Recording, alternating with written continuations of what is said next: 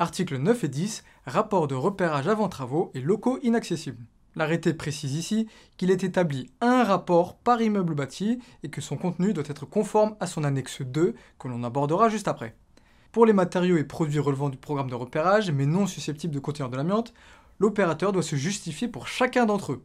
Donc par exemple, on pourrait écrire rez-de-chaussée, volume 5, conduit d'eau usée, non susceptible de contenir de l'amiante, matériaux PVC. Pour les parties de bâtiments ou d'ouvrages non accessibles, le défaut d'accès doit être justifié et rappelé en début de rapport et doit détailler les investigations restantes à mener. Un pré-rapport est établi lorsque des parties d'immeubles bâtis sont inaccessibles et que, après avoir informé le donneur d'ordre par écrit en lui demandant de corriger cette situation, l'opérateur a constaté la persistance de la situation.